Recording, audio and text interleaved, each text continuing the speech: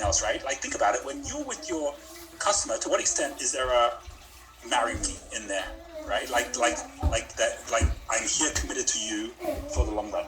It's very interesting when you look at some people who have crazy ideas, like Elon Musk, who like going to Mars. Like, who he believes he actually one day is going to figure that out, right? Because he's just so consistently, that's what I promise, right? I'm going to save humanity, right? We're going to find a way to be a multi-planetary species. Like, every time he has a chance, he says it. Does he know how? No idea how. But he creates a vacuum to make it happen, and off the back of that vacuum, opens up the fact that nature can now play a course, right? Because nature hates a vacuum, so it's always going to fill up. So I want to give you an example of promise.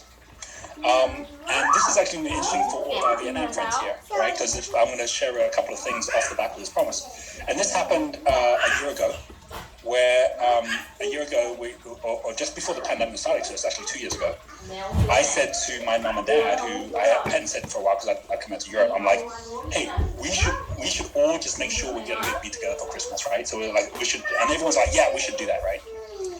So then I'm like, it was like about October last year, and I'm like, oh, we said we're going to get together for Christmas, but it's in the pandemic still, right? We thought the pandemic would be over.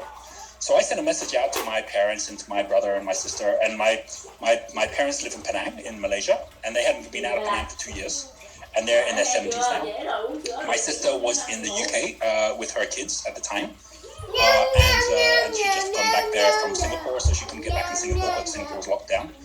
And my brother Martin was in Hanoi, right? So he lives in Hanoi, in Vietnam, and he works at the United Nations school there, together with his wife, who also is an art teacher there.